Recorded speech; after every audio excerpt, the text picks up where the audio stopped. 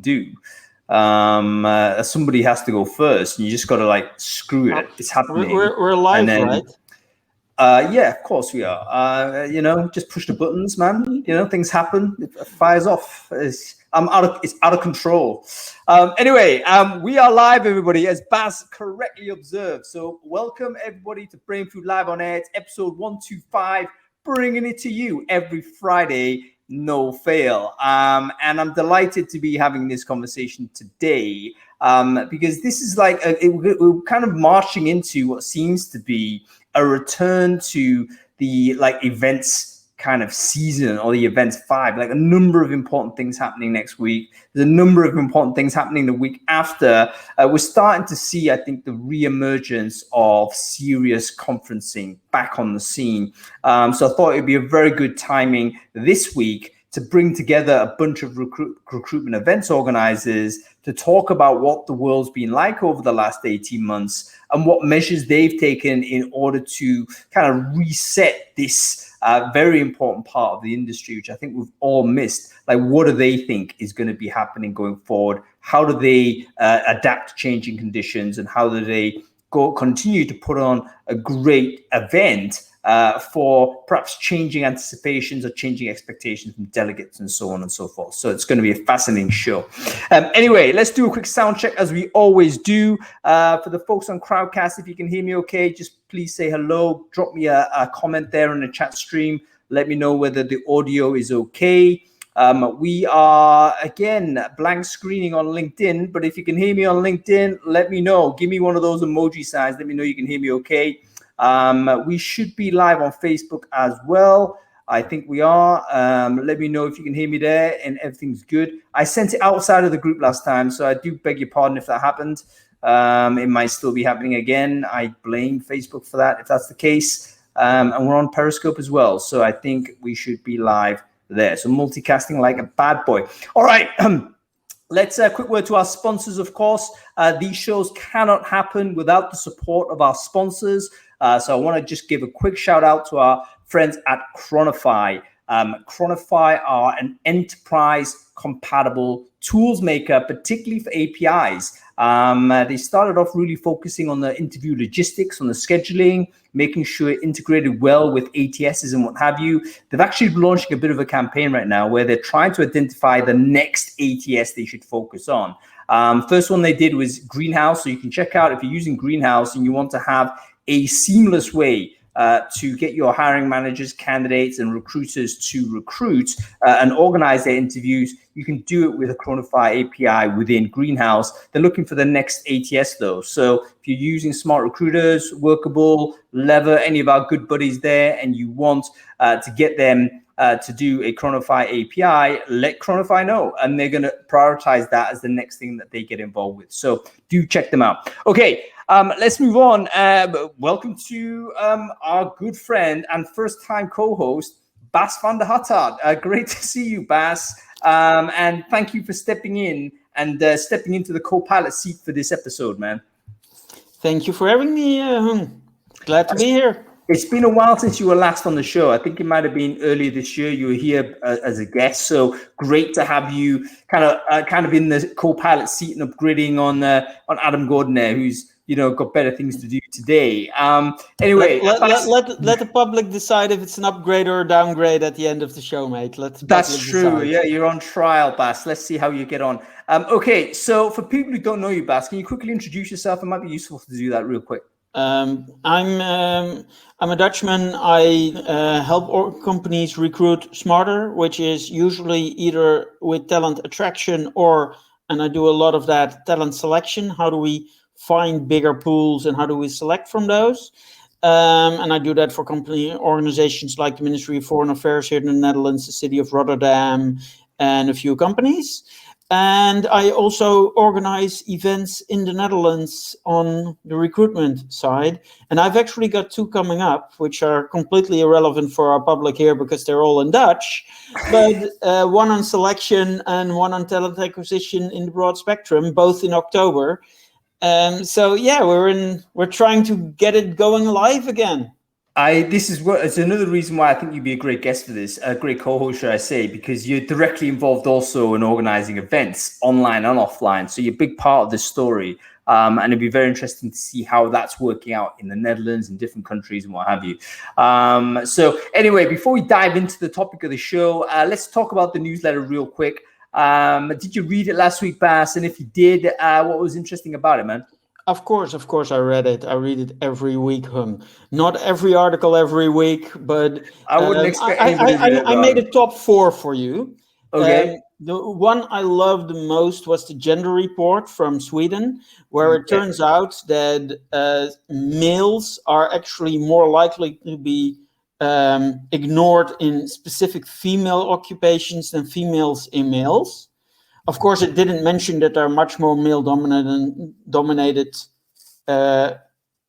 occupations, but in general, you might say that it's not a one-way trick.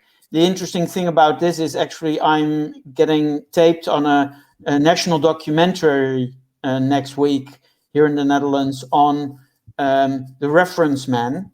So how does AI on occupations go to basically the white male? And so this was a really interesting report, especially considering that part of my next you know week's what? agenda. This is actually a really interesting and counter kind of intuitive outcome. But to summarize real quick, it's quite an accessible report. I've just shared it in the chat stream. To summarize the findings real quickly, it seems to suggest that we associate certain job roles with a gender.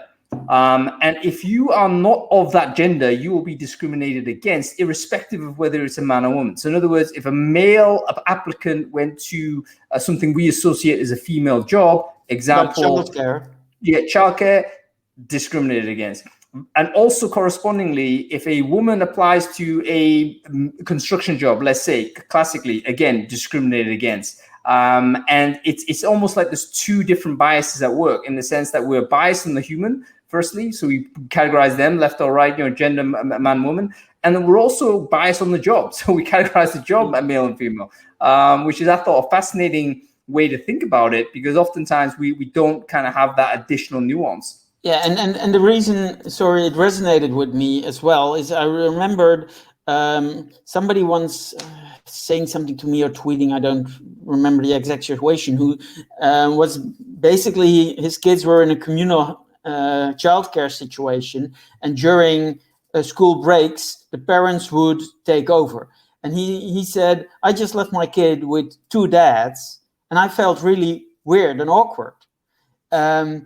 He's like, I'm a dad, I don't abuse my child, but now that I'm living with different dads, even though I know their children are in my group with my kid, it felt weird. It's difficult, and it's also it's not irrational, if you like. It's not sort of, these things I think are deep down, maybe even pre-human when you think about these instincts. So I think, this topic is huge. I mean, maybe we should have a topic on this particular case, even on this report, because it's worth exploring further. Because if we are to try and create equity and fairness, we need to more deeply and honestly understand how some of these biases emerge. Anyway, have a look at the report, really easy. Second one, mate. The renting out of the faces was just... Also, again, I'm giving a lecture pretty soon on an internal mobility thing, and they want me to stimulate thinking about careers outside of the company, and it's a major retailer, and I was like, this is just way too cool that people actually are able to just say, here's my face, make an AI version of it, and you can now have a spokesperson. And one of the reasons I think this is going to be so immensely huge, Hung, is the biggest problem companies now have is the scrutiny the people they hire to be their face, even if it's a public commercial face, have. So I know that for a retailer a while ago, they had this one person who was like the face of all their commercials, and he actually had in his contract that he wasn't allowed to shop at any other supermarket for the duration of his contract, because they didn't want a single photo being able to, and he wasn't allowed to shop online by competitors, Yep. I can totally believe it. On this note, folks, just to give you a quick overview on the purpose of this sort of reason why it's interesting, there is a startup, I think it's in Israel, I forget where it is, but basically there's a startup that allows you to make money by renting out your face.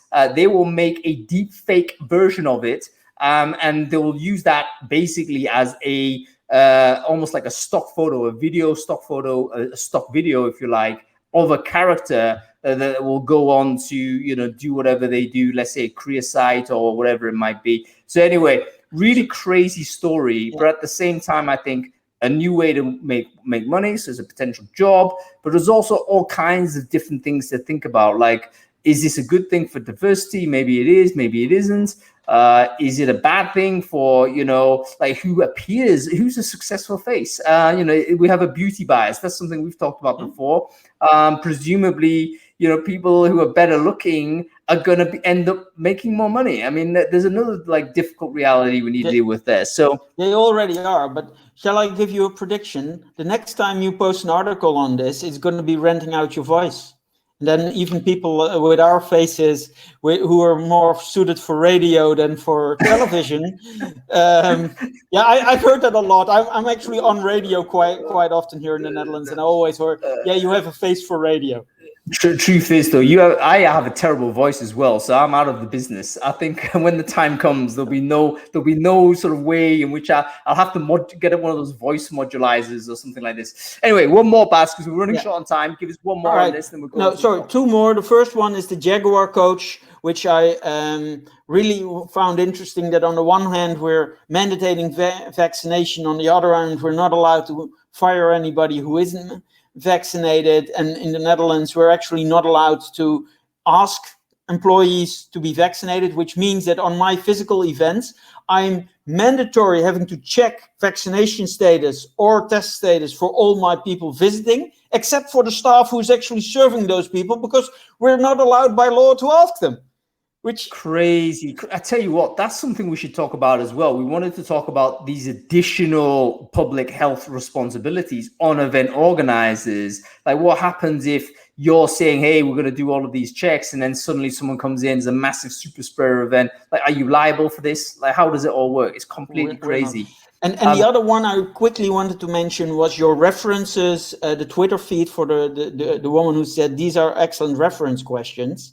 Yes. And the reason I liked it was not as much the questions itself, but the simple fact that she didn't even realize that, she had a structure in place. And just like interviews, a structured reference will always give you more data than an unstructured one. So if you're going with references, which are usually quite useless because by law you're not allowed to be negative giving a reference in many European countries, at least do it structured so you have some genuine data. That was the one I liked really well. Yeah, I liked it as well. And by the way, folks, just to give you a quick overview on those two links being shared. First one is actually a sports example. This is the Jacksonville Jaguars. Of course, the NFL started yesterday. And they've got all kinds of problems about how do you actually run a professional league that's worth billions? How do you do that when you've got certain players that actually have vaccine hesitance and actually some of them are anti-vax? And one of the coaches actually came out to say, it has an impact on us whether we're having them on the squad. Because if you're having an unvaccinated player in your squad, that heightens the risk. Obviously, this person will get COVID. It'll also heighten the risk he will spread it to other people in the team, which locks you part of the team potentially out of your ability to select them. So obviously, there's actually a performance risk by having people who are unvaccinated in this context. And he came out and said that, and everyone hammered him for doing this. And obviously he had to retract his comments. But I thought it was a really interesting example of where we're going to in terms of, look, is it actually going to affect business performance depending on your attitude to unvaccinated staff? Because potentially people will have to be leaving the office and leaving work because they have to self-isolate. Second thing real quick, Onto the references. That is a tweet thread by a non-recruiter, which I love. Non-recruiters talking about recruiting, by the way, because you often get straight talk from people that aren't like concerned overly much about, caveats and, giving all kinds of different, ass-saving sort of commentary. She just went out and said it. And as you said, Bas, she's got a structure as how to do it. I think the key reason why it worked is because she treats references not as just a confirmation bias exercise, but as a way to learn better how to manage the person she's probably going to hire anyway. So definitely check that out. Okay, Bas, let's get on with this topic. And we're going to bring in some guests straight away. No need to do too many introductions. I think these are all well-known and well-loved figures, at least in the UK scene. So let's bring on Louise. Firstly, Louise, I've never asked Louise how to pronounce her second name. Is it Triance? Triance. Do you know? I think it's Triance, but maybe I've been pronouncing it wrong. I know. I think Louise has been too kind not to correct me. There she is. How glorious. Again, you look, Louise. I can't get over the background once more. Yeah, it's like, boom. It's the one person I know that actually puts her background and her hair color in sync. It's so amazing. That still works, though. I mean, did you see Sophia? Was it last week Sophia was on? She had like amazing background as well. And it was like, oh, all the guys have got terrible backgrounds, including you, Mark. I mean, look at the state of that. Do you know what? I'm so disappointed, actually. Look at Louise. She looks like a queen, like a goddess or something like that. Don't you think so? I was thinking like a peact, like a proud, beautiful bird. The bottom line is Louise is like dying here, so let's not do any more of that. Let's quickly introduce everybody. So Louise, actually, you need to tell us how to pronounce your second name, because I actually don't know. Who are you, and can you quickly introduce yourself to the crowd? It's Triance, but I genuinely don't care how you pronounce my surname. I don't actually care how you pronounce my first name. So I run the UK recruiter community. I do physical events, in-person events, online events. I love events. Indeed. And congratulations are due to you, Louise, because I think you had your 1000th issue of your UK recruiter newsletter, which is, I think, an astonishing number. Like that's absolutely amazing. That is a decade plus, isn't it? Of sending. Oh my God. Regular... When I realised I'd spent the last 22 years doing that, didn't feel that great. Well, it's amazing to have that type of longevity, and I think people really end up relying on stuff that is so regular and so dependable that there's a reason why it's a much loved missive. So congratulations on that. I think that's amazing. Okay, go quickly to you, Mark. Who are you? For the few people who don't know you, quickly introduce yourself, sir. Thank you, Hung. Good to see you, Bas. Nice to see you, Louise, as well. Mark Lennox. I'm a co-founder of IHR, and I'm an ex-recruiter, but we now organise and have done for quite some time, probably 10 years, I think it is. Louise, I can't top you, I'm afraid, but yeah, we do a lot of events, a lot of conferences, exhibitions, dinners, breakfasts, webinars, VR events, you name it. So we're doing lots and lots of stuff. And do you know what? I saw the topic today and I thought, yep, this is going to be great. It's an important one, isn't it? Because I think I speak for the community at large as a non-event organizer. I think I speak for the community at large that we definitely have taken the event scene for granted. We've also taken the event organizers completely for granted. And over the last 18 months or so, I think we've really become much more aware as to how important a role you guys play for the health of the industry. And we're desperate to see it back. But so much has changed, so much more things you have to do now. I want to use this segment basically to explore what measures you've had to take to continue to operate as a business, but also to deliver to maybe changing expectations to the people that may be turning up to these events. So go to you first, Louise. You used to do a few, but you did one big event every year, and then you had a few regular ones, didn't you? So some of those had to stop, and now you're thinking, let's bring it back, or you did some online stuff as well. How did you transition to the online world, and what was the major differences in terms of how you communicated with the delegate audience? I had a massive advantage in that I was already doing online stuff as well. And I think that's helped, is I already knew to a certain extent what worked online, but I still didn't always get it right. So 20 years ago, we were doing networking events at Tiger in London. I am seriously thinking about doing one next year. It would be something like, it would be amazing. I was talking to Simon Lewis. He's really keen to do the Legends type tour of all us oldies. So I'd done a lot of face-to-face events, and I was already doing online events. So last March, I thought, there's just no way I'm going to even think about doing anything for the next few months. And of course, that turned into 18 months, something like that. And next year I will do in-person events. But one of the reasons I'm really interested about being here today is that I can't decide whether to do an in-person event in November. So I want to hear from everybody else. I'm looking forward to going to Mark's. I'm going on Tuesday to yours, Mark. I mean, it's just around the corner. I don't know how that feels to you. Well, before Mark answers that, let's talk about why you're hesitating, Louise. Well, it's actually some of the questions you put in that poll. So it's whether the sponsors are going to be up for it, whether they're going to be comfortable about doing that, and whether I can get the attendees to commit, whether when they book, they'll actually turn up. So this would probably be it's on the day of Stephen's National Online Recruitment Awards. It would probably involve a lunch, so I'd be able to charge people. But will they actually pay? Will they actually turn up? Will they just be vendors? Or will they actually be the audience? So it's all of those questions.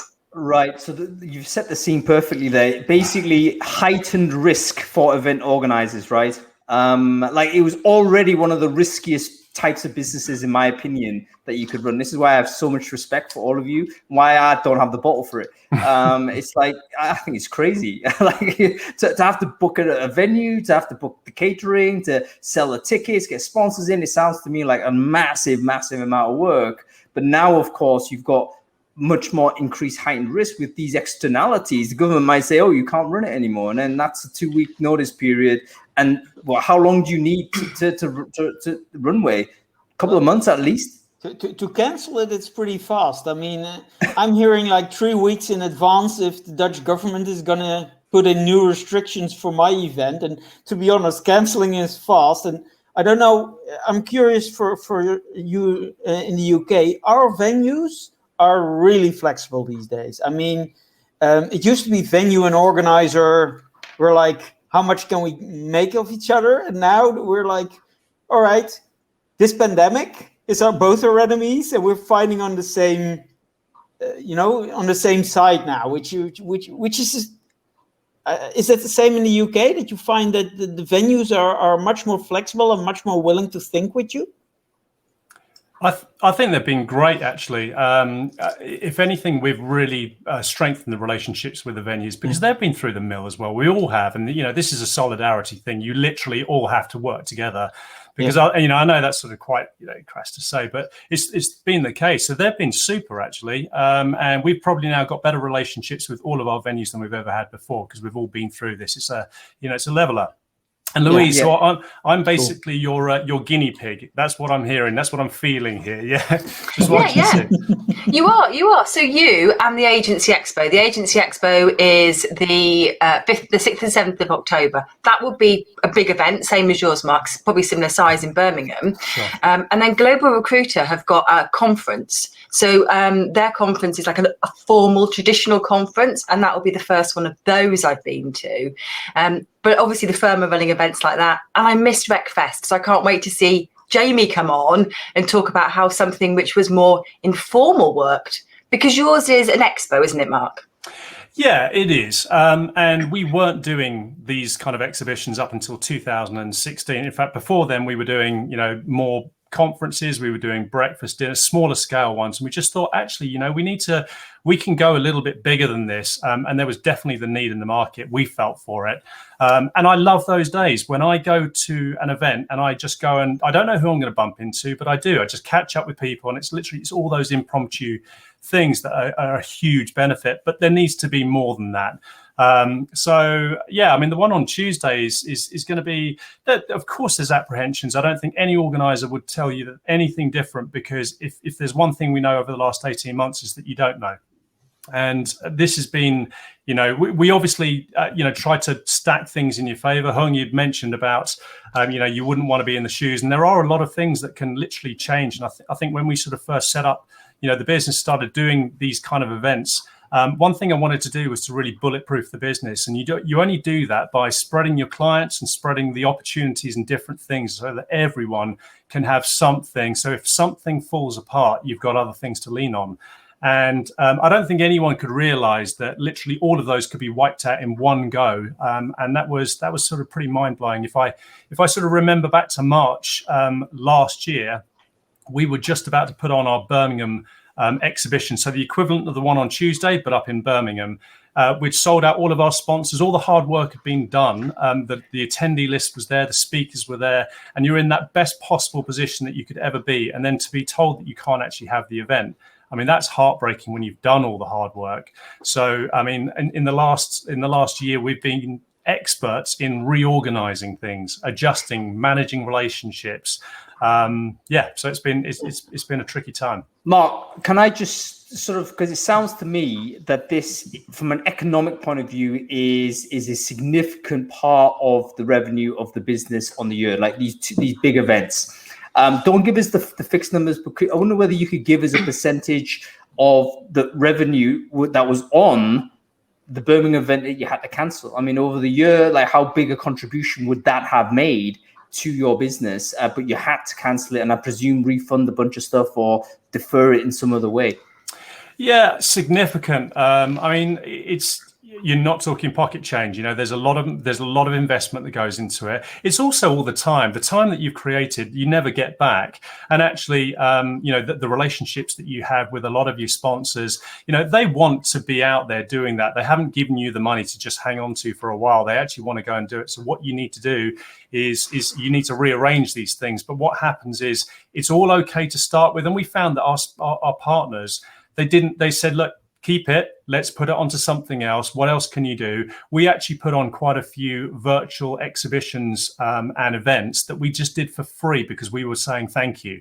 And they would stick and keep with us until the next year. But of course, a lot of your options are already sold. So there's going to be something in the middle and you carry the can. So there's no two ways about it. Anyone who's in the events business has had a pretty bruising time. And you needed to have made sure that you were in a reasonably strong position beforehand. And you need to have options in between. You've got to make some bread, as you're going along. And then you've got to have a strong future out of it. So how this looks then is basically maybe the big set piece annual events. It's too high risk to put as much into everything there. So you need to spread that risk in maybe smaller events as well across the year. So maybe in terms of investment of time, let's say it used to be 60% of the time in the big event, 40% in everything else. Maybe now it's like 40% in the big event and 60% everywhere else, just to try and like spread the risk a little bit. And does that mean that the big events will get smaller then? I mean, that tells me that maybe, they were getting bigger and bigger, right? They were getting to the point where, it was almost like Web Summit style where, 20,000 people might, there's an expectation it'll be just ridiculous. But is that world finished now? Is it going to be just much more smaller generally, even the big ones? No, I don't think so. I think the appetite's there. In fact, a lot of people have had their event mojo reinvigorated.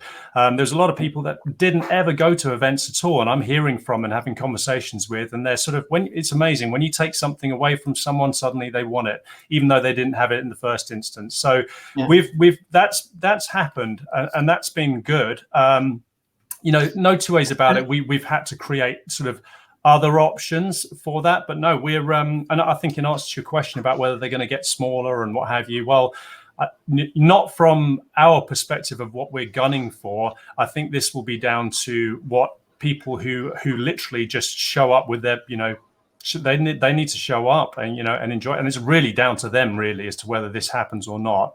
I've got my views on that. I think they will. I would have to say that, and you definitely do have to stack things in your favor.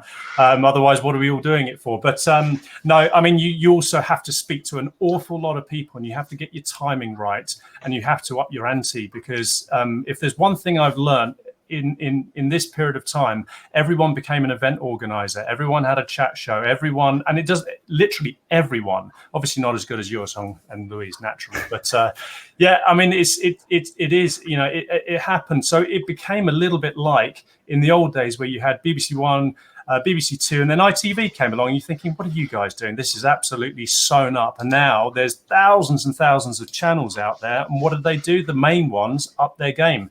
They got better. They got better speakers, better organized. They communicated. They listened. They got the topics right. That's what we're doing. I'm really curious if I can ask a question for Mark and Louise. What I noticed in my business, which is primarily the Netherlands, the online events, and I started doing webinars as well, and I reached an entirely new audience who knew me, who actually subscribed to my newsletter or whatever, but never went to a physical event, who now, because of the ease, were watching webinars, and I put the same quality of webinars I would put into a keynote or something like that. It wasn't the average chit-chat show from the average supplier, which put on their head of product who had nothing to say. I had case studies, etc.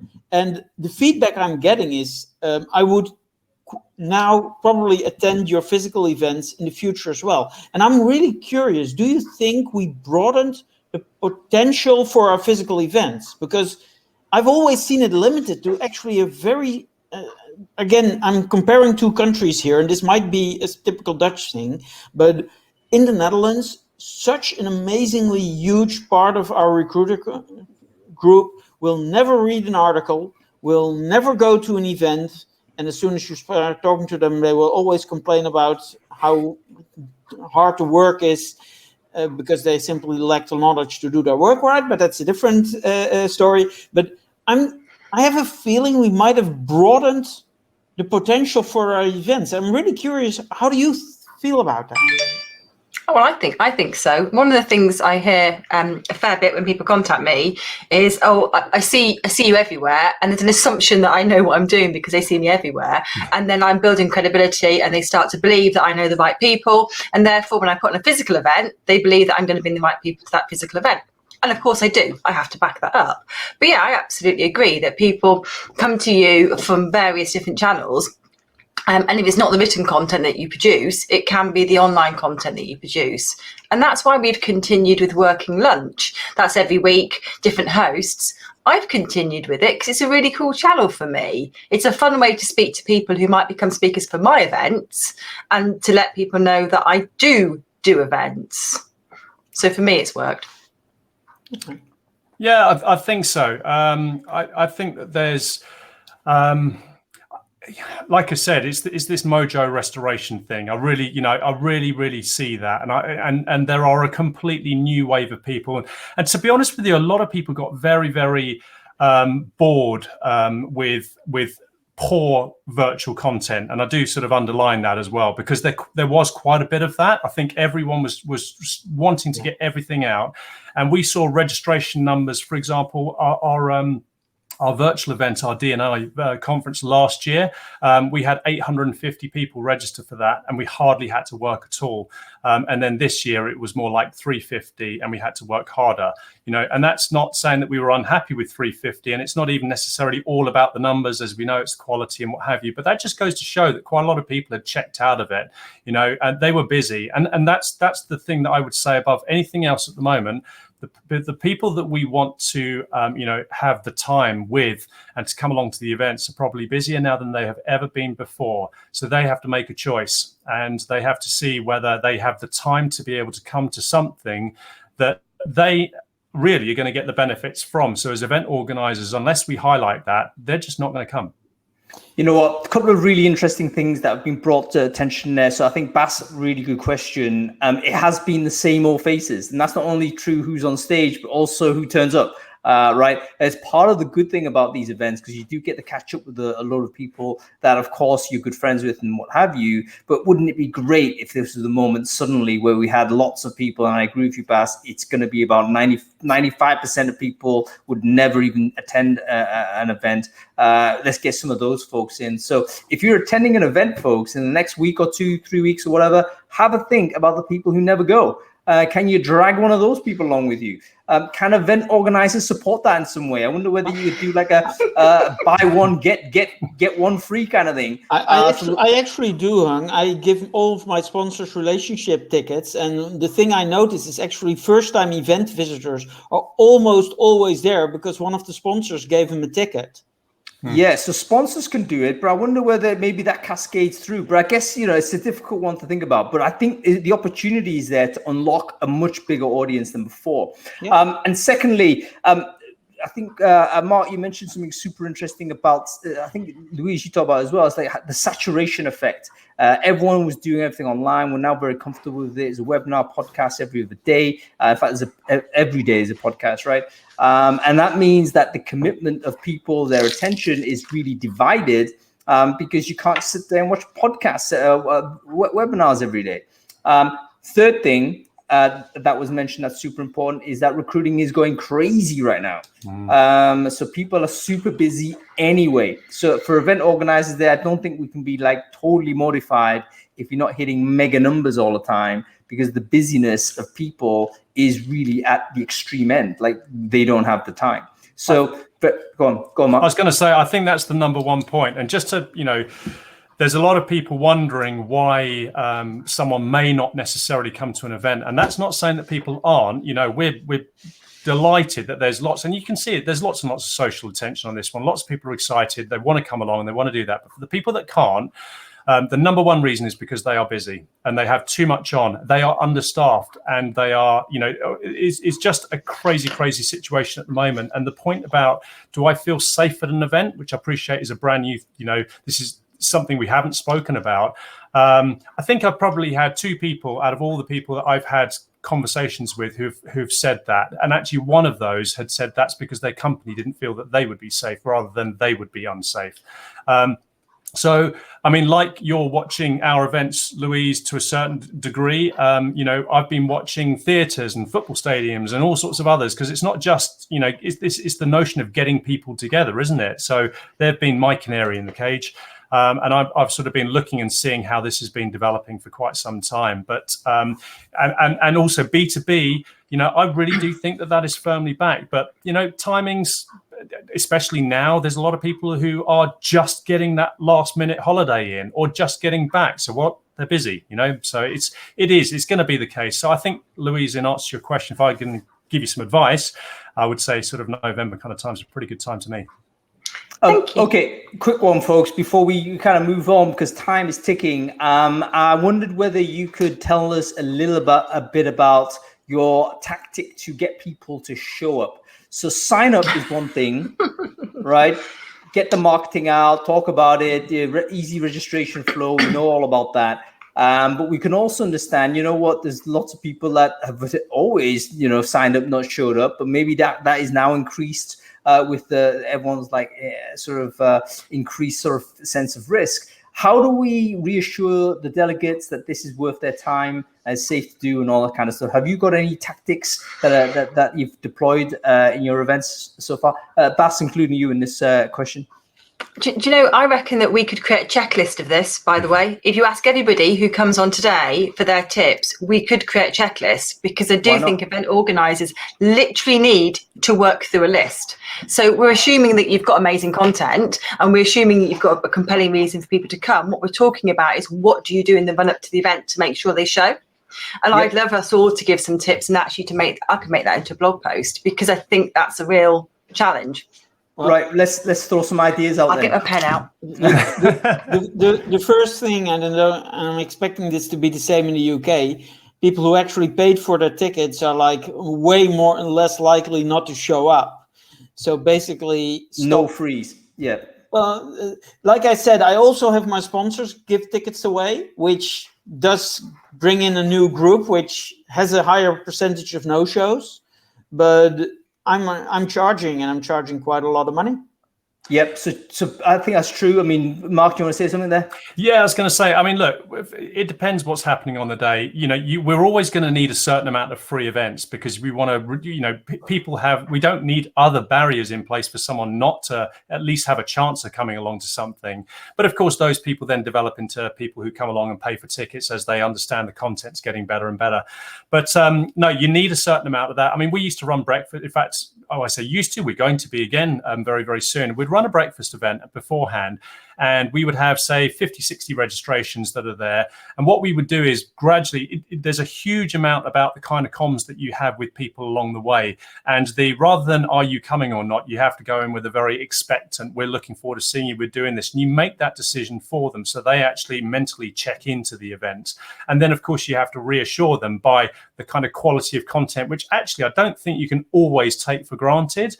It's easy to do that, but it's got to be worth their while. And we found that, if we'd had some sort of communication within 48 hours before the event, they're about 85, 90% likely to show up compared to if you hadn't for a week, where it was more down to about 60%. All right, that's brilliant. So basically you're talking about there has to be a sequence of communication with everyone who's signed up to the event. And you're saying you need to talk to this person in some interaction 48 hours before show up. That will increase the chances, because people might also forget. So there's another aspect of this, is that they may actually have the time. They can sometimes, oh my God, totally forgot about that. Yeah. So there has to be this reminder thing going on as well. Louise, you're about to say something? I was going to say what Jamie's put in the chat. Is don't let us down. Make them, get them to commit to something. So, this is the table you're going to be on with these people. This is the workshop that you're going to be attending at this time. There's only 8 places. This is the breakfast you've ordered or the lunch that you've ordered. And once you're committed by any of those means, so that don't let us down is really effective. All right, stop right there. It's about taking the abstract commitment into a concrete commitment. So you're saying, yes, you've agreed to what exactly? You've agreed to turn up and you've ordered this food. We've actually got a vegan chef in to cook this thing for you, whatever it is. Like suddenly it means that, yeah, you've actually done this. It's not a casual, you've converted the casual yes into a firm yes. So yes, that's great messaging that you need to put out, and it's not incessant. It's actually valuable. Say, hey, this is more information for you. I love the idea of committing them to a table. Let's say you have a table format. You can say, you know what, you're in table Xenophon or whatever you want to call it, and then have that person interact with the people who are in table Xenophon or something. Do that stuff so that it's not just on the day. Bas, you're about to say something? No, this is exactly, I wanted to suggest the same thing. And actually, and I know this is a different topic, but this is the exact same way that they did vaccine, getting people to get vaccinated, was also, there's a vaccine laying there for you. You're supposed to get your shot at 3 o'clock in an afternoon, was 10 times more likely than please make, we have a vaccine. But if you actually put, we reserve the vaccine for you, 5 times more people were going to sign up and get right. it.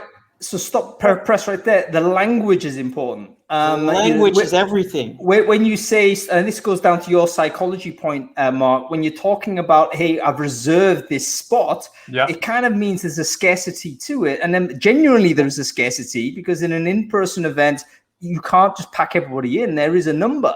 So you can say, hey, we've reserved this spot. It's 152. Here's where you're going to be. Boom. Commitment goes up. Okay, some really good tips here, folks. Okay, we have to get the other guests on, so we're going to move very, very quickly on. But before we do, I want 2 things from the guests that we're going to have to, from Louise and Mark. I want you to give a final a word of advice to the audience who are thinking about setting up some sort of event or going to an event. What would you say? And secondly, what is the next thing coming up for you that they need to know about? Go to you first, Louise. I'm glad you're going to me first, in case I say something that Mark was going to say and then I'd have nothing else to say.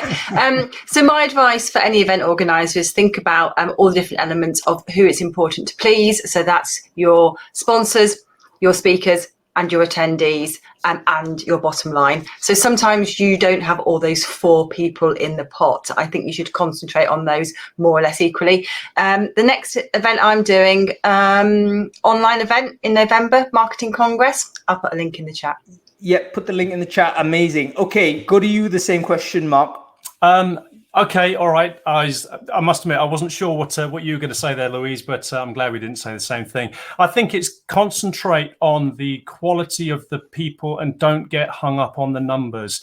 I've been to plenty of events where they've been really, really quite small scale, but my God, have I got a huge amount out of those ones, and they are hugely valuable. So if you're trying to get 200 people to an event, it doesn't need to be. It could be 50. And actually, and I know we've all got sort of sponsors and partners and what have you, but if they have decent conversations, believe me, they'll keep coming back, and just manage their expectations, because if ever I've, this is quality over quantity, 100%. Don't get hung up on it.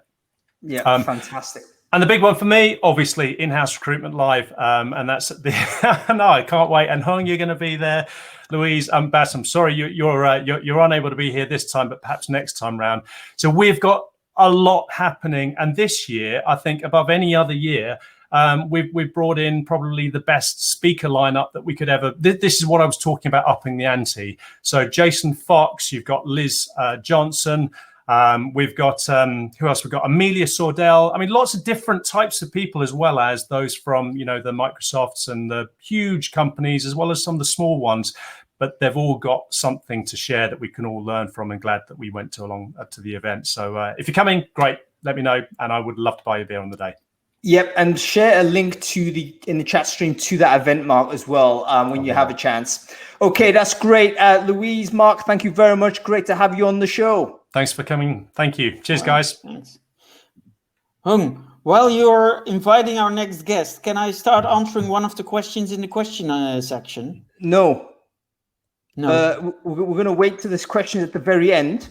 Okay, so what I want to do there is to make sure that happens. So folks, if you're watching this on Crowdcast and you want to sort of have a question to the guests, then please ask them in the comments. So ask a question section below, and we'll get to them as well. Okay, whilst we bring on Jamie and Anna, we're going to do a quick experiment. We're doing this every week with Crowdcast, by the way, on Brainfood Live, should I say. I think it's a really good thing to try and do. The idea is, try and get all of us who are watching this right now to connect with each other and continue the conversation offline or on your own spaces, rather than being overly dependent on me doing this live stream. So what I want you to do is to share your LinkedIn in the chat stream right now. And if you do that, then that exposes you to everyone else. Everyone else who's on there, I'm sure, will be happy to connect with you. If you want to talk about this topic, how do you organize events? How do you make sure people sign up and turn up? Then you can have a conversation with other people that share the same interest. So give yourself a second and share your LinkedIn in the chat stream there, and make sure you connect with other people. By the way, you might as well do this on LinkedIn. I know it's kind of tricky if you're watching it, but open up another tab and bang it in there as well. Why not connect with other people? You might as well. Whilst you're doing that, let's introduce, Jamie's turned up. Jamie, good to see you, sir. I don't think there's anybody in recruitment that doesn't know you, but you might as well introduce yourself anyway. Who are you and what it is you do? Jamie Leonard, co-founder and CEO of the Recruitment Events Company. Most well-known event we do is Wreckfest. And we've got some stuff going on right now, which is nice. Indeed you do. And we kind of momentarily saw Anna. She's left us, but I've invited her back in. Hopefully she'll pop back up. There she is. Hi. There you go. Great. Sorry, I don't know what happened there. No worries. So Anna, great to see you. For the people who don't know you, can you introduce yourself, who you are, and what it is you do? Yes, hi, I'm Anna Milbank. I am the Partnership Director and co-owner of the firm. We are a membership organisation for all TA professionals, and we aim to connect, develop, support and inspire our membership guys. Amazing. And the firm has been one of the, maybe the first kind of proper in-house type of thing, wasn't it? Yeah, so founded in 2007 and then became a LinkedIn group in 2009. And then we moved on to more of a membership model I think it was about 4 years ago now. And I was just listening to what you were saying earlier. Luckily for us, the events is a fraction of what we do. So we were very lucky that we were able to rely on the insights, training, capability and development that we offer our members as well during the pandemic. So my heart went out for everybody who was in the event space, because it was not fun. Well, I think that's obviously something that I think events organizers will be moving towards, like diversifying their value prop to the audience that they have, rather than relying on big set pieces, because the set pieces are obviously so, I don't want to use the word dangerous, but they are of heightened risk. They're heightened risk anyway, right? I mean, I remember speaking to, he's not here with us today, but Mark Coleman obviously runs a huge event, Unleash, and the sort of commitments that you need to make on those types of venues 3 years in advance. I don't know how many, several 100,000, I'm sure, in terms of booking event. I had no idea what numbers you're talking about there. But imagine doing a 3-year commit for that kind of budget and then having a pandemic hit you. Horrible, right? So we had our awards, which was booked for the 19th of March last year. So it was just a week before that the plug got pulled. And that was our big event. It was nowhere near what Jamie has to, puts on for Recfest. So, it was compared to what they were dealing with, it was smaller, but it was incredibly stressful. And we were able to move some of the ticket prices over to membership of the firm, so people would still be able to get value for the money that they'd spent. So we were really fortunate on that front. But as the others were saying, I've been desperately trying to sort of speak, but I think it's been a really tough time. But everybody seems to have found their way and recreated how they're doing things. To quickly look at these alternative ways to provide value, sort of how are we mixing in the online and the in-person stuff? And Jamie, particularly with your side of things, because Recfest has always been just absolutely awesome for these, not only the big events, the Recruitment Events Company, should I say, not only for the Recfest set pieces, but also for the RO100 meetups, the sort of the sessions that you do at lunch and stuff like this. Always kind of been in person. I think people got so much value from that. How have you had to kind of, dodge some of these sort of situations and keep supplying value to the community without sort of have always that in-person element? I think the key word you said there was community. And I think I know a lot of events companies, and you found out during this pandemic whether you were a community or an events company. If you're an events company, you're probably not around anymore. If you were a community first, you're still here. So it's just about facilitating that community in different ways. I mean, as you said, we've got the RO100 and we did some online stuff, but we decided to put on these things called campfires. So Friday, 4:00, 20 people would get on to the Remo platform, which is really sociable. And, it's you can hop around tables and stuff. And people just had a beer, and people just had shit they wanted to get off their chest, and they wanted to vent. They didn't want to listen to a speaker. They just wanted to shout at someone and talk to someone and say, you're going through the same crap I'm going through. I've just lost my team. I've furloughed everyone. They're saying I'm probably going to lose my job, so we're not going to hire people for another 2 years, which is very short-sighted, by the way, looking at the market right now. But that's what they wanted. They just wanted to be heard. They wanted to be together. And we did that once a week, and it was cathartic as hell, man. We'd all just jump on, a bottle of wine, a couple of beers, whatever else, and people would just vent. And, I think if we look at what we did for our community across that period, I think that was one of the most significant things. That's amazing. Have they stopped? I kind of wouldn't mind sort of joining a campfire after this. But was there a start and stop to this, or was it a case where you thought it was an emergency thing we needed to do during the height of the pandemic? It was definitely an emergency thing. It was needed. Our members, the WhatsApp group you could see people were starting to bust at the seams to a certain extent. So we started it, I'd say October time. So we weren't too quick out the gate. It took us a little while to get our shit together, but it's still ongoing. It's now bi-weekly, so it's every 2 weeks rather than every week. But yeah, man, I'll send you an invite. Come along. We wanted to create a place where it felt like going to the pub, where it's like I can go on a Friday. I know some of the people. I'm going to get a warm welcome. It looks the same. I can have a drink and I hang about for a couple of hours and leave. And that's what we created with it. So we did all like the online expos and stuff and the online events, and that was fun. But this was really hearts and mind stuff. We didn't have it sponsored. We didn't make any money out of it. It was just literally, imagine this is a boozer, walk in, you're going to see some friendly faces, you can vent, and then you can go home afterwards. Like, that's okay. No surprise that it was you that came up with the idea of the concept. That concept is right there. But I tell you what, I'm just reminded of the cheers, right? Go to a place where everyone knows your name. I mean, isn't that a wonderful thing to do? Especially in a platform that allows you to feel a little bit better than these squares on a screen. So right now we're doing this square stuff, but there's other people in the chat stream here we can't even see or interact with properly. But on Remo.co, by the way, if you're thinking of experimenting with it, Hong Kong company, by the way, big shout out to those guys.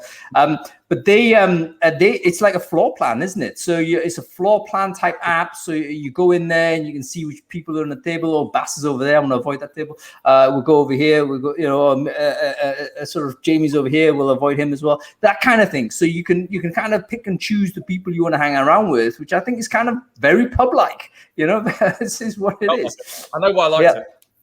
Yeah, fantastic. Okay, so let's talk about sort of the closing this gap between sign up and show up. I think we've all sort of encountered this situation. You're saying, you know what, if you're a community member, that actually helps because there's more, if you like, relationship, there's more social capital between you and the audience than it maybe traditionally has been the case for an event style company.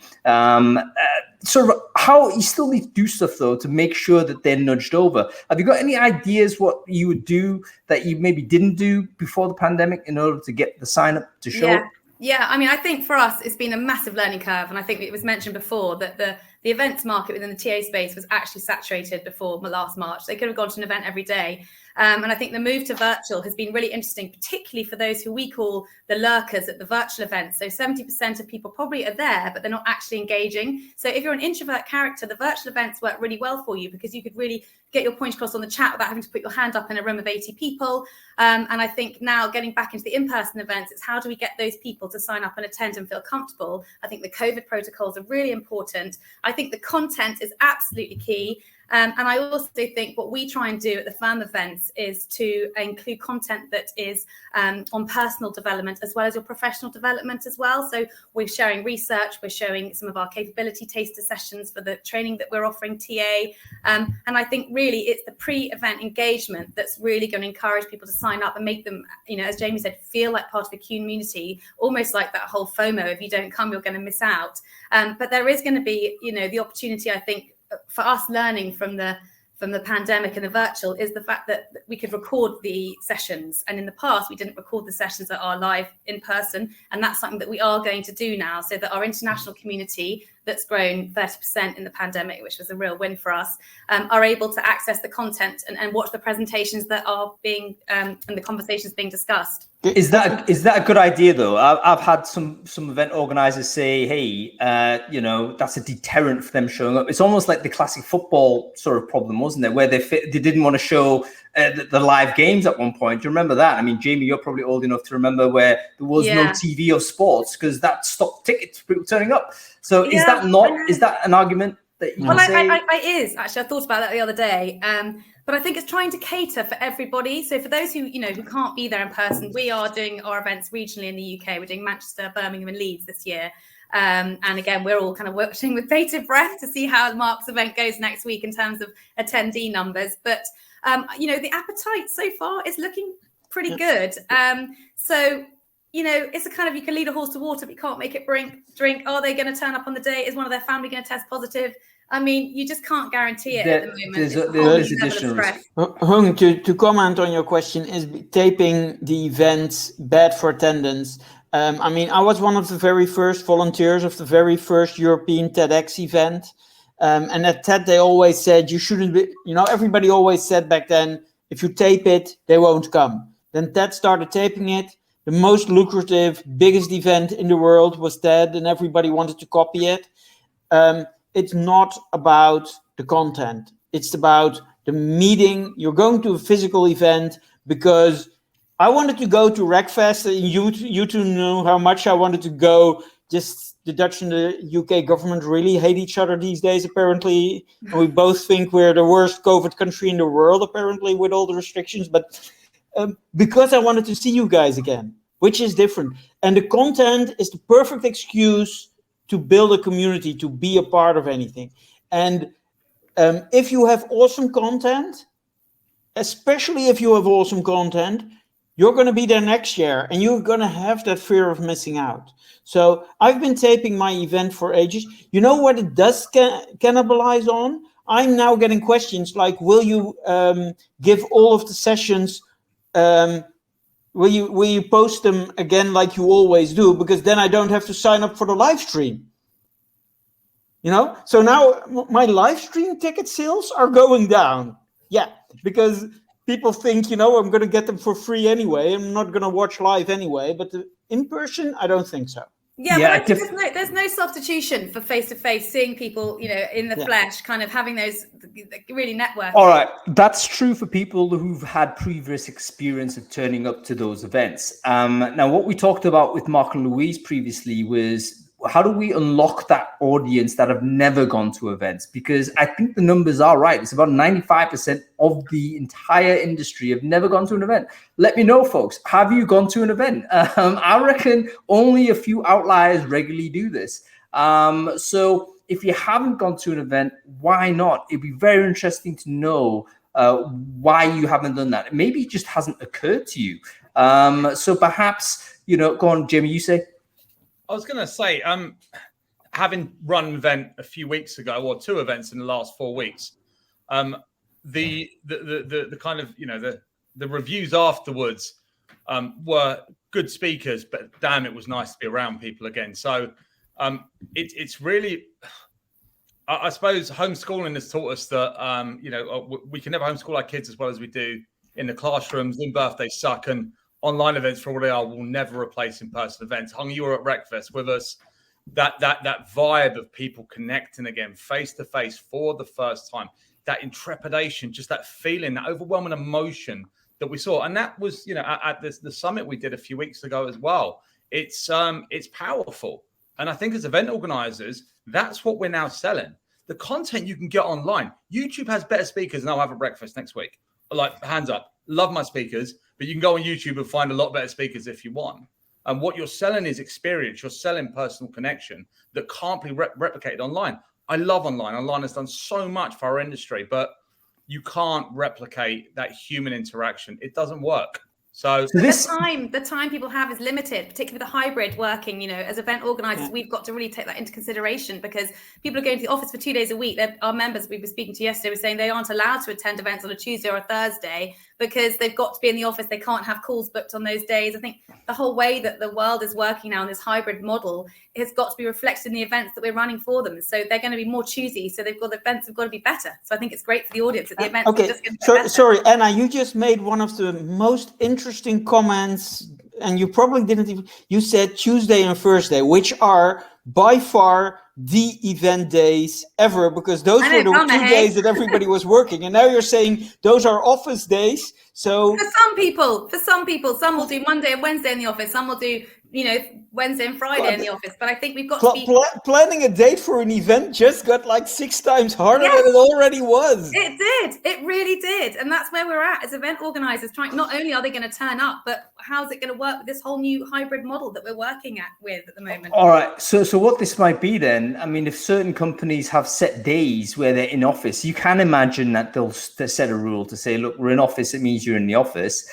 It might just be a case that different events companies or different communities will end up delivering, we're a Wednesday community, and just delivering events to the Wednesday cohort that are always free. But you're also competing with not free time, but home time, which is another thing. Exactly. The reason why events, I think people loved, especially all-day events, is because it's kind of a cheeky way to get out of the office. Totally. Now, Jamie, you've always ran stuff that is definitely festival-esque. Where it was very explicitly there to have a good time. Has it changed your thinking in terms of timing? I know you're doing Wreckfest on Fridays, for instance, this time around. Why did you move it to that time? Or were you thinking around all these topics, or was it just based on simple circumstance? I absolutely agree. I think for the next 2 years at least, timing wise, everyone's different. Some people do Tuesday, Thursday, some people Monday, Tuesday, Thursday, Friday. What I will say is, for a lot of the teams that we saw at Wreckfest, they were meeting each other for the first time. They haven't met before. And when you talk to people about their meetings with clients, so vendors and potential clients, the clients are not doing face-to-face meetings anymore. So the only time they're going to meet them is at an event for the foreseeable future. So that becomes quite powerful. And we knew we had to take that into consideration when we did Wreckfest. Like Claire Bush. I love Claire. Claire met one of her staff for the first time at the event. It's emotion overload. So yes, you're absolutely competing with work from home. And also, if you're at home, do you really want to go to an event? It's a bit more of a hard sell. It's a environment at home. That's the reality of it.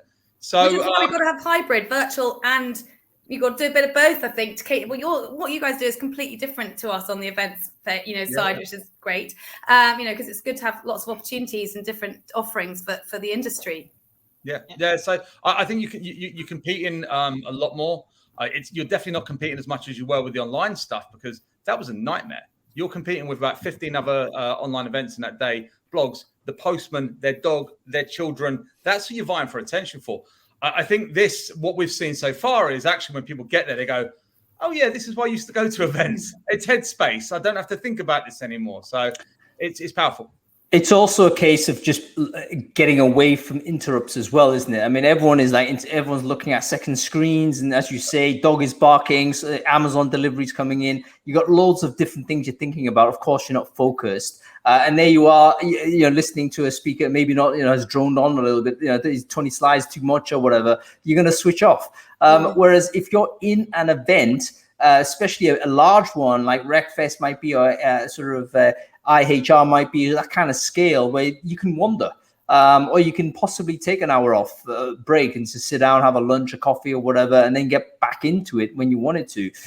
So it gives you that style of, as you say, Jamie, experience is key.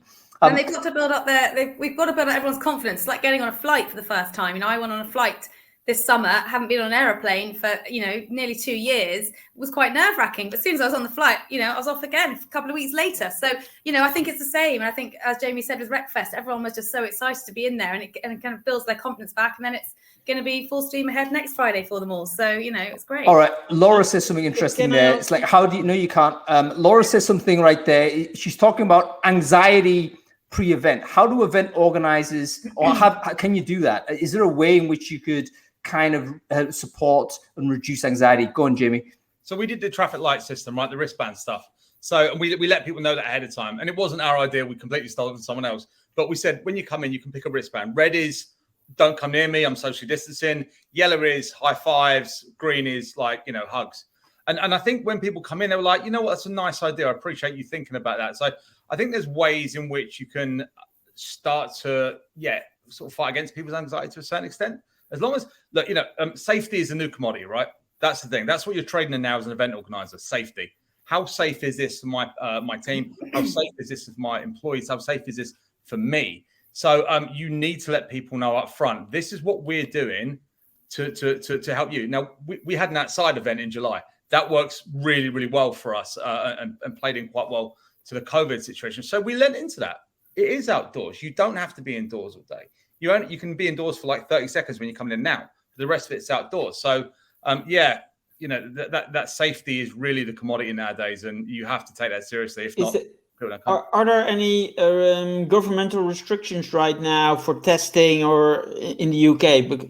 No, I mean, we're going to ask people to, respectfully to take a lateral flow test before they attend, just because we think it would be nice for everybody to sort of, we want to be respectful to the delegates, but also we do, like James said, we want everyone to feel safe.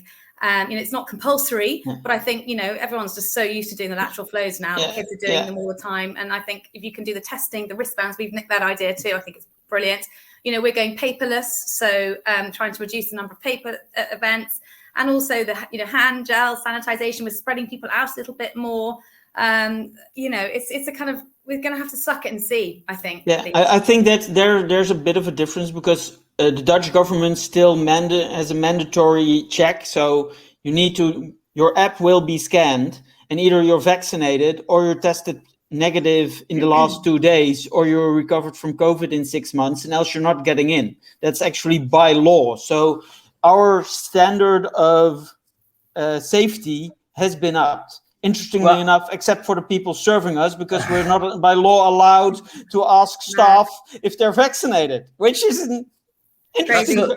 That's really eating at you, isn't it, Bas? Yeah, you know what? I think Louise mentioned something really interesting there, but we're going to bring in a COVID passport, and I guess that's going to be maybe a big unlocking for events going forward. I think it's amazing that events are happening already. But when those passports are in, then you can imagine, okay, this is the kind of thing which allows you to actually interact with society again. And then, you know, that increases and heightens the safety for everyone else going forward as well. Okay, we're running short on time, folks, so I've got to move really quickly. I want to talk about some of the technical innovations that I've seen, I think, which are COVID-driven on events, which I think are really cool. Like, for instance, the use of like decreasing friction between sponsors and delegates, like using QR codes, for instance, and getting contacts this way. I'm thinking, whoa, this is much better. Back in the day, even 2 years ago, you type in your email, getting the typing wrong and all this. It was a horrible, you know, someone's handing you this grimy iPad that's been through 500 people's hands or whatever. Horrible. Now it's like, hey, here's the phone, take a screenshot or scan the QR code, exchange of information. It's almost like, yeah, why didn't we do this before? Any other innovations that you have thought about and spotted that you think, you know what, this is actually an improvement from what it was before in the past? Thoughts, including you in the question there, Bas? Well, one of the things which it's not as much a technical innovation as it is a social innovation, but I've got a feeling that because of digital events, some of the speakers, we've become better at actually presenting. Because in digital events, it's so measurable to see where people basically sign off that we now know how not to give a presentation. Because on the physical event, you won't walk out of a room. But I've seen on my digital events, I saw cutoff ratios at certain points. And for my second digital event, I really coached the speakers, like, start with this, do it like that. And I actually decreased them with 40-50% of people not watching after 30 seconds to a minute. So I'm actually really curious for Anna and Jamie. Do you think we'll get better presenters because we now have the digital data on what actually people want to hear? Hopefully, I think also attention spans. I don't know about you guys, but the whole virtual world has made everyone's attention spans, you know, much shorter. On the technical side, I'm afraid I'm not a technical expert by any means, and my team will definitely vouch for that. But we are introducing QR codes. So I'm glad that you've mentioned those because we're clearly moving with the times. So we'll have a QR code when you enter the event that you can scan to get the agenda, another QR code on all the tables for people wanting to understand about how to sign up to the membership of the firm, and all the different levels that we have. So on that front, we're going to be, moving on with those. QR codes is a key innovation. Any thoughts on this, Jamie? Any bits of tech that you've seen kind of look interesting in person as sort of setup? Yeah, we've got so we started using the NFC lanyards, which you saw at Wreckfest a couple of weeks ago. So everyone's got an NFC chip. It's preloaded with their profile. So rather than shake hands and take a business card, you just tap the tile and you get swap the information. What we're doing this year, which is quite cool. So we've got a download wall. So you know those tiles that you kind of hit your lanyard. So you hit your lanyard and it activates something. So we've got about 30 different tiles with all the content on. So if people want to go to the wall, they can go, I want that content, and they just touch their lanyard. And probably got about 30 emails next day saying, here's the file, here's the presentation, here's the video, here's the survey. And that's going to be quite a cool thing to do. I love that. I tell you what that is. That's basically bringing the technical innovation into a real life setting, which it wouldn't have happened with pre-COVID. I mean, look at all of the crap that sort of companies, sponsors were giving out, all the leaflets and all that type of stuff. You don't need that. That's completely non-green. It's going to go into the bin straight away. Totally. Forget all of that. It's totally different. Okay, we have to go to the questions because we're running out of time. Let's go to this real quick. First question, we're talking about what event management software do you use? This is starting from Colin McNichol. Okay, event management software, quick one. Is there a thing that you use to manage software? Jamie, go to you. We're going to go one-to-one. We don't have the time. So what event management software do you use to do Wreckfest or RO100s and stuff? None. They're all shit. Yep. Okay, perfect. Moving on. This is from Tom Bolt. Will hybrid conferences become the norm, or will online participation cannibalize live attendees? We kind of dealt with that before, but let's answer it anyway. Bas, you want to answer this one? I think there will be, there is no way to not have a live stream right now. So you have to do something. You have to do something virtual, also to reach out to a bigger audience, which will then become in person if you're delivering great quality. Yep. Okay. Fantastic. Anna, this is for you. This is from Modiara. She's saying, "Hi Mo." Mo's saying, "Will the event industry ever get back to normal? What can you do to get people to come to your event in the current climate?" Let's do the first question first. Will it ever go back to as it was? I would say, because the normal I don't is now. think it will. Yeah. I don't think it will. It's changed. Yeah, I think it's changed, agree. and I think it's changed for the better, actually. Hopefully. Yep, cool. Okay, final question. This is from Claudia. It seems to me at the moment people are afraid to join a face-to-face event and are tired of online events. What is the solution that you would see to attract attendees to the event? So this actually is the big question that we all care about, really. What is the thing that's going to compel people to arrive? Let's answer this in turn. Jamie, you go first on this. I think it's about experience. It's about doing something different. If you're doing the same thing you were doing, pre-pandemic, and it's all focused around content, people can get that content. They understand that. You've got to give them something else. You've got to create an experience, something they can't have behind their computer. That is the key to getting people either back to events or to the events for the first time for some of them. Yep. Go to you, Bas, on that. I think there's actually a big group that loves to come back. The people who are always going there, they love to come back. And there is a group which is still afraid. And the only way we're going to deal with that fear is by simply doing it and showing it on smaller scale that it worked and it didn't have an outbreak.